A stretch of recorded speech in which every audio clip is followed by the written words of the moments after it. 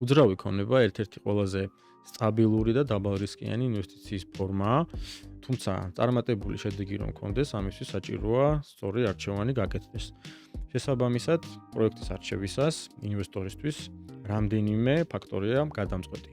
მოვიტყოდი პირველ რიგში ეს არის ადგილმდებარეობა, თუ რამდენად სტრატეგიულია, ინვესტიციის განხორციელების ეტაპი, მშენებლობის რომელ ეტაპზე უნდა განხორციელდეს და ასევე ყურადღება უნდა მივაქციოთ არქიტექტურას და დიზაინის ხარისხს.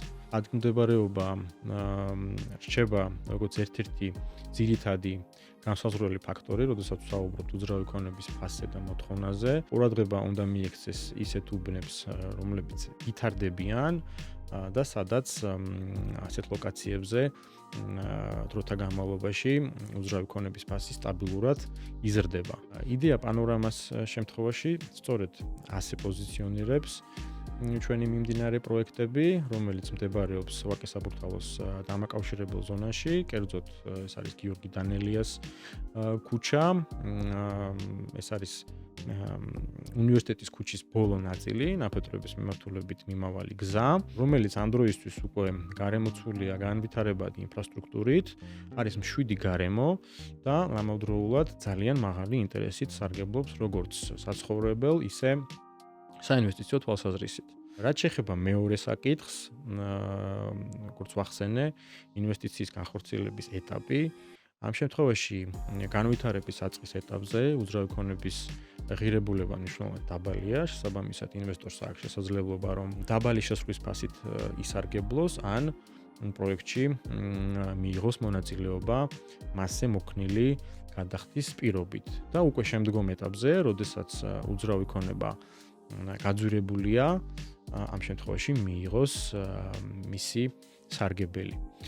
ხოლო რაც შეეხება პროექტს, რომელიც უკვე მზად არის, ასე ვთქვათ, გამოსაყენებლად, ამ შემთხვევაში შეგვიძლია როგორც გასაქირავებლად, ისე გასაყიდად, ან თუნდაც კაპიტალის სტაბილური შენარჩუნების მიზნით. იდეა პანორამას პირველი ფაზა ამ დროისთვის უკვე დასასრულს უახლოვდება.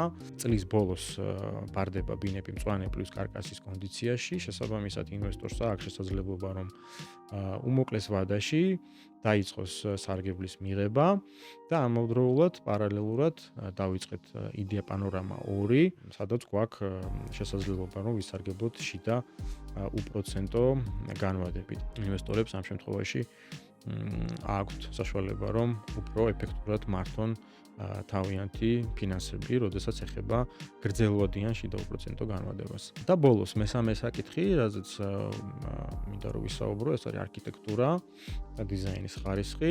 პროექტი უნდა ერგებოდეს თანამედროვე სტანდარტებს, ამავდროულად უნდა იყოს ვიზუალურად ასე ვთქვათ, მიმზიდველი, უნდა იყოს ფუნქციური და უნდა იყოს მომავლისთვის მზად. გულისხმობ, რომ არ უნდა ძველდებოდეს სტილისტურად რამდენიმე წელიწადში.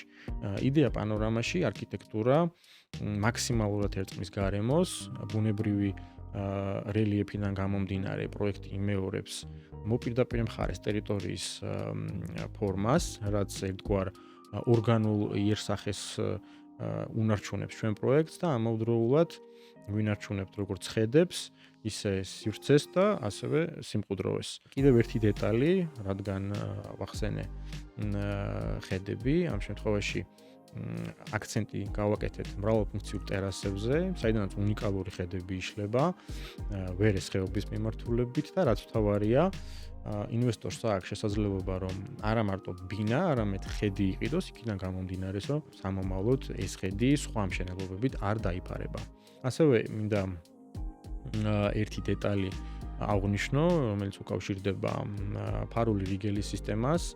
ამ შემთხვევაში ეს კიდევ უფრო ამდიდრებს ინტერიერის დიზაინის პოტენციალს. ამ შემთხვევაში გვაქვს მეტი სინათლე, მეტი სივრცე ბინაში და ასევე მეტი შესაძლებლობა. მოდით შევაჯამოთ ეს რამდენიმე საკითხი. შესაბამისად, როდესაც ინვესტორი გეგმავს ინვესტიციის განხორციელებას, უნდა აუცილებლად ყურადღება მივაქციოთ, თუ სად ვითარდება ქალაქი, სად არის ყველაზე მაღალი მოთხოვნა და სად გვაქვს მაქსიმალური ზრდის პოტენციალი. ზუსტად აი ამ ყველაფრიდან გამომდინარეობს ჩვენი მიმდინარე პროექტი იდეა პანორამა.